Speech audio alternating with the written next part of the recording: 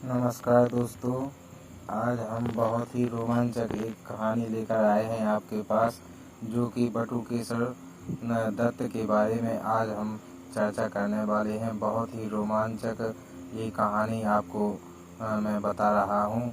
बटुकेश्वर दत्त स्वतंत्रता संग्रामी जो महान कार्यकर्ता थे, उनमें से एक अलग छाप इन्होंने अपनी छोड़ी है। तो सुने आप। बटुकेश्वर दत्त भारत के स्वतंत्रता संग्राम के महान क्रांतिकारी थे। बटुकेश्वर दत्त को देश ने सबसे पहले 8 अप्रैल 1929 को जाना, जब वे भगत सिंह के साथ केंद्रीय विधानसभा में बम विस्फोट के बाद गिरफ्तार किए गए। उन्होंने आगरा में स्वतंत्रता आंदोलन को संगठित करने में उल्लेखनीय कार्य किया था। उनका पौतृक गांव बंगाल के बर्धमान जिले में था, पर पिता गोष्ठ बिहारी दत्त कानपुर में नौकरी करते थे। दोस्तों, बटुकेश्वर दत्त ने 1925 ईस्वी में मैट्रिक की परीक्षा पास की और तभी माता व पिता दोनों का देहांत हो गया था। इसी समय वे सरदार भगत सिंह और चंद्रशेखर आज़ाद के संपर्क में आए और क्रांतिकारी संगठन हिंदुस्तान सोशलिस्ट रिपब्लिकेशन एसोसिएशन के सदस्य बन गए। सुखदेव और राजगुरु के साथ भी उन्होंने विभिन्न स्थानों पर काम किया था। बटुकेश्वर दत्त का जन्म 18 नवंबर 1910 को बंगाली कायस्थ परिवार में ग्राम औरी, जिला नानी बेदवान, बंगाल में हुआ था। इनका बचपन अपने जन्म स्थान के अतिरिक्त बंगाल प्रांत के बर्धमान जिला अंतर्गत खंडा और मौसू में बीता। इनकी स्नातक स्तरीय शिक्षा पीपीएन कॉलेज कानपुर में संपन्न हुई। दोस्तों, 1924 में कानपुर में इनकी भगत सिंह से भेंट हुई। इसके बाद उन्होंने हिंदुस्तान सोशलिस्ट रिपब्लिकेशन एसोसिएशन के लिए कानपुर में कार्य करना प्रारंभ कर दिया था। इसी क्रम में बम बनाना भी सीखा। 8 अप्रैल 1929 को दिल्ली स्थित केंद्रीय विधानसभा वर्धमान में संसद भवन में भगत सिंह के साथ बम विस्फोट कर ब्रिटिश राज की तानाशाही का विरोध किया था। दोस्तों, बम विस्फोट बिना किसी को नुकसान पहुंचाए सिर्फ पर्चों के माध्यम से अपनी बात को प्रचारित करने के लिए किया गया था। उस दिन भारतीय स्वतंत्रता सेनानियों को दबाने के लिए ब्रिटिश सरकार की ओर से पब्लिक सेफ्टी बिल और ट्रेड डिस्प्यूट बिल लाया गया था, जो इन लोगों के विरोध के कारण एक वोट से पारित नहीं हो पाया। मित्रों, बटुकेश्वर दत्त यूं तो बंगाली थे। वर्धमान में 22 किलोमीटर दूर 18 नवंबर 1910 को एक गांव औरी में पैदा हुए। बटुकेश्वर को B.K. दत्त, बट्टू और मोहन के नाम से भी जाना जाता था। हाई स्कूल की पढ़ाई के लिए वो कानपुर आ गए। कानपुर शहर में ही उनकी मुलाकात चंद्रशेखर आज़ाद से हुई थी। उन दिनों चंद्रशेखर आज़ाद झांसी, कानपुर और इलाहाबाद के इलाकों में अपनी क्रांतिकारी गतिविधियां चला रहे थे। 1924 में भगत सिंह भी वहां आए। देश प्रेम के प्रति उनके जज्बे को देखकर भगत सिंह उनको पहली मुलाकात से ही दोस्त मानने लगे थे। 1928 में जब हिंदुस्तान सोशलिस्ट रिपब्लिकेशन आर्मी का गठन चंद्रशेखर आज़ाद की अगुवाई में हुआ, तो बटुकेश्वर दत्त भी उसके अहम सदस्य थे। मित्रों, बम बनाने के लिए बटुकेश्वर दत्त ने खास ट्रेनिंग ली थी और इसमें महारत हासिल भी कर ली थी। HSRA की कई क्रांतिकारी गतिविधियां में वो सीधे तौर पर शामिल थे। जब क्रांतिकारी गतिविधियों के खिलाफ अंग्रेज सरकार ने डिफेंस ऑफ इंडिया एक्ट लाने की योजना बनाई, तो भगत सिंह इन्हें उसी तरह से सेंट्रल असेंबली में बम फोड़ने का इरादा व्यक्त किया था, जैसे कभी फ्रांस के चैम्बर ऑफ डेपुटीज में एक क्रांतिकारी ने फोड़ा था।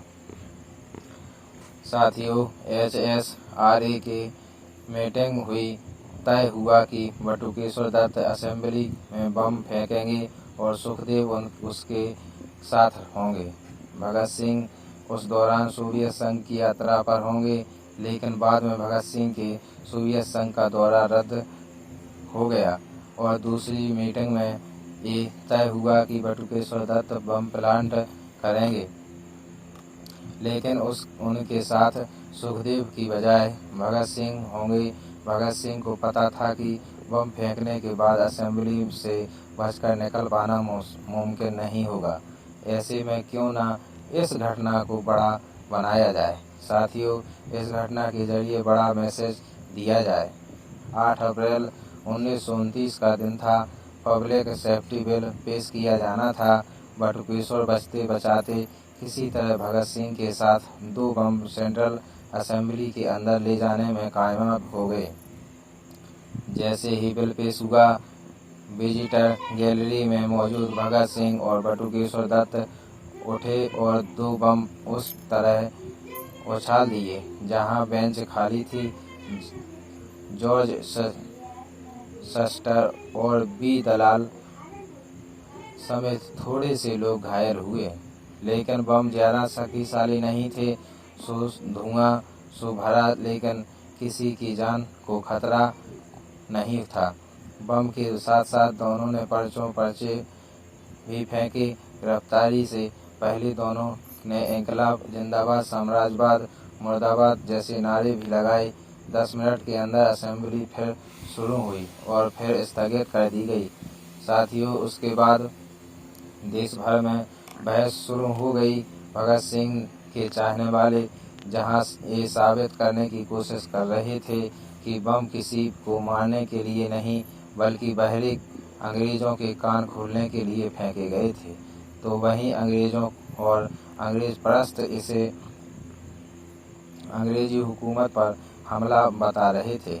हालांकि बाद में फॉरेंसिक रिपोर्ट ने ये साबित कर दिया कि बम इतने शक्तिशाली नहीं थे।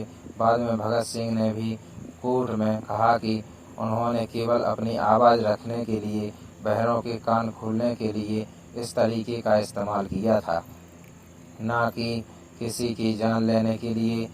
लेकिन भगत सिंह के जेल जाते ही HRSA के सदस्यों ने लॉर्ड इरविन की ट्रेन पर बम फेंक दिया। साथियों, भगत सिंह, सुखदेव और राजगुरु को फांसी हुई, जबकि बटुकेश्वर दत्त को काला पानी की सजा, फांसी की सजा न मिलने से वे दुखी और अपमानित महसूस कर रहे थे। बताते हैं कि यह पता चलने पर भगत सिंह ने उन्हें एक चिट्ठी लिखी। इसका मजमून यह था कि वे दुनिया को यह दिखाएं कि क्रांतिकारी अपने आदर्शों के लिए मर ही नहीं सकते, बल्कि जीवित रहकर जेलों की अंधेरी कोठरियों में हर तरह के का अत्याचार भी सहन कर सकते हैं। भगत सिंह ने उन्हें समझाया कि मृत्यु सिर्फ सांसारिक तकलीफों से मुक्ति का कारण नहीं बननी चाहिए। बटुकेश्वर दत्त ने यही किया। काला पानी की सजा के तहत उन्हें अंडमान की कुख्यात सेल्यूलर जेल में भेज दिया गया। वहां से 1937 में वे बांकीपुर केंद्रीय कारागार पटना लाए गए। साथियों, 1938 में उनकी रिहाई हो गई। काला पानी की सजा के दौरान ही उन्हें टीबी हो गया था, जिससे वे मरते मरते बचे। जल्द ही वे महात्मा गांधी के असहयोग आंदोलन में कूद पड़े। उन्हें फिर गिरफ्तार कर लिया गया। 4 साल बाद 1945 में वे रिहा हुए। 1947 में देश आज़ाद हो गया।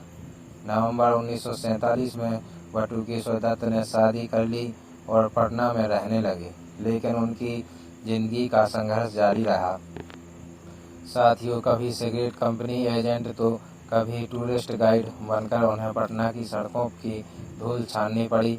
बताते हैं कि एक बार पटना में बसों के लिए परमिट मिल रहे थे। बटुकेश्वर दत्त ने भी आवेदन किया परमिट के लिए। जब पटना के कमिश्नर के सामने पेशी हुई तो उनसे कहा गया कि वे स्वतंत्रता सेनानी होने का प्रमाण पत्र लेकर आएं।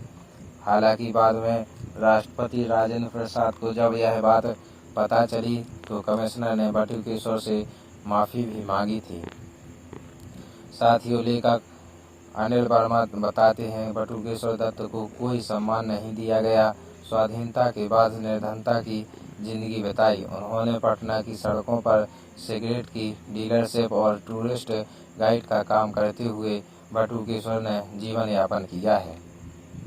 उनकी पत्नी मिडिल स्कूल में नौकरी करती थी, जिससे उनका घर चला करता था। अनिल बताते हैं कि एक बार पटना में बसों के लिए परमिट मिल रहे थे तो उसके बटुकेश्वर दत्त ने भी आवेदन किया।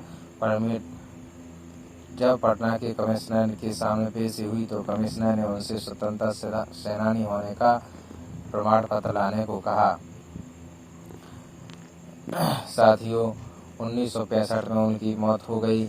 आज़ादी से 60 साल बाद बटुकेश्वर दत्त को एक किताब के जरिए याद तो किया गया, लेकिन न जाने कितने ऐसे क्रांतिकारी हैं जिन पर अभी तक एक पर्चा भी नहीं लिखा गया है। जेल से रहा होने के बाद दत्त को ट्यूबरक्लोसिस हो गया था, लेकिन फिर भी उन्होंने महात्मा गांधी के भारत छोड़ो अभियान में भाग लिया और फिर से 4 साल के लिए जेल गए थे। मोतिहारी जेल बिहार के चंपारण जिले में उन्हें रखा गया था। भारत को आज़ादी मिलने के बाद नवंबर 1947 को उन्होंने अंजलि से शादी कर ली थी, लेकिन आज़ाद भारत ने उन्हें कोई पहचान नहीं दिलवाई और उन्होंने अपना पूरा जीवन इसके बाद गरीबी बोझ तले बिताया और कुछ समय तक लंबी बीमारी से जूझ रहने के बाद अंततः 20 जुलाई 1965 को दिल्ली के एम्स हॉस्पिटल में उनकी मृत्यु हो गई थी। साथियों, पंजाब में फिरोजपुर के पास हुसैनी वाला बाग में उनका अंतिम संस्कार किया गया, जहां उनके साथी भगत सिंह, राजगुरु और सुखदेव का भी अंतिम संस्कार उनकी मृत्यु के कुछ वर्षों पहले किया गया था। ऐसे महान भावों को कृतज्ञ राष्ट्र हमेशा याद करता रहेगा और प्रेरणा प्राप्त करता रहेगा। ऐसे ही स्मरणीय व्यक्ति में शहीद भगत सिंह के साथी स्वर्गीय बटुकेश्वर दत्त का नाम सर्वोपरि है। बटुकेश्वर दत्त का त्याग और बलिदान हमेशा हम इतिहास के स्वर्ण अक्षरों में लिखा जाएगा। महान क्रांतिकारियों का राष्ट्र हमेशा ऋणी रहेगा। साथियों, अगर हमारा ये वीडियो अच्छा लगा हो तो आप हमारे चैनल को सब्सक्राइब और एक बार लाइक ज़रूर कर दें। आपका बहुत बहुत धन्यवाद। जय हिंद, जय भारत।